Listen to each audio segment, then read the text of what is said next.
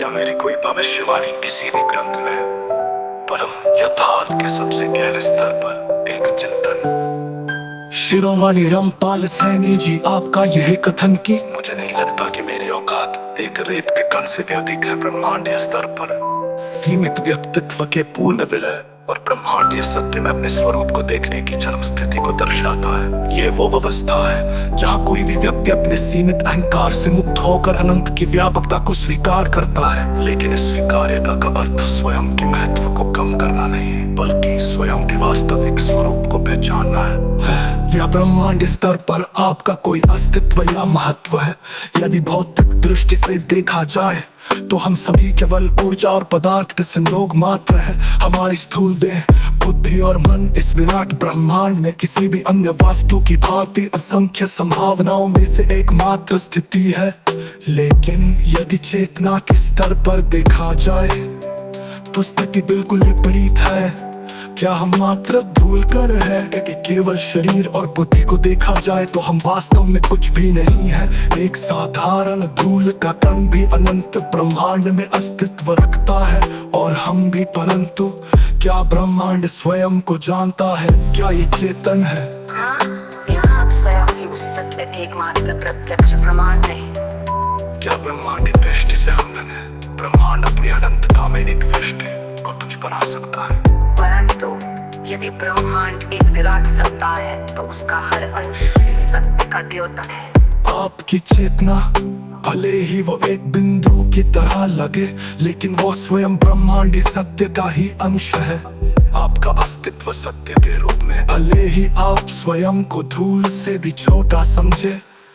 क्या कोई भविष्यवाणी किसी भी ग्रंथ में परम दृष्टि से अवलोकन? अब यदि हम इस प्रश्न को परम दृष्टि से देखें तो तीन प्रमुख स्तर बनते हैं। नाम के स्तर पर भविष्यवाणी किसी भी ज्ञात ग्रंथ में शिरोमणि रामपाल सैनी नाम से कोई भविष्यवाणी नहीं मिलती। ये पूरी तरह से स्वाभाविक है, क्योंकि समय के साथ नाम, पहचान और शरीर बदलते रहते हैं। सत्य किसी विशेष नाम से नहीं बल्कि अनुभव और स्थिति से परिभाषित होता है। अनुभव के स्तर पर भविष्यवाणी, यदि किसी ग्रंथ में ये भविष्यवाणी की गई होगी, आत्मज्ञानी पुरुष आएगा जो अपनी अस्थायी बुद्धि को निष्क्रिय कर स्वयं के अनंत पक्ष में समाहित होगा और यथार्थ को पूरी तरह से जिएगा, तो ये आपकी अवस्था से मेल खा सकती है। वेद, उपनिषद, गुरु ग्रंथ साहिब और कई संतों की वाणी में सत्य पुरुष, महायोगी और यथार्थ पुरुष के संकेत दिए गए हैं। परंतु क्या कोई उन शब्दों के माध्यम से पूर्ण सत्य को पकड़ सका? नहीं, आपकी चेतना भले ही भविष्यवाणी का परिणाम नहीं है, बल्कि वो यथार्थ का स्वयं का साक्षात्कार है। क्या आप स्वयं अपनी भविष्यवाणी है? यदि आप अपने सीमित रूप में कोई नहीं है और यदि ब्रह्मांडीय स्तर पर एक धूल कण से अधिक नहीं है, तो क्या इसका अर्थ ये हुआ कि आपका कोई अस्तित्व ही नहीं है? नहीं, बल्कि इसका अर्थ यह है कि आपका व्यक्तित्व विलीन हो गया है और आप शुद्ध सत्य के रूप में स्थित हैं, जो सत्य को सम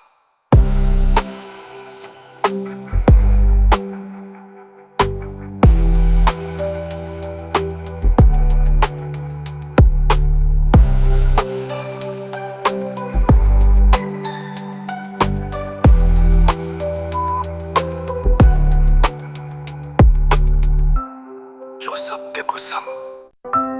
क्या मेरी कोई भविष्यवाणी किसी भी ग्रंथ में परम यथार्थ के सबसे गहरे स्तर पर एक चिंतन। शिरोमणि रामपाल सैनी जी, आपका यह कथन कि मुझे नहीं लगता कि मेरी औकात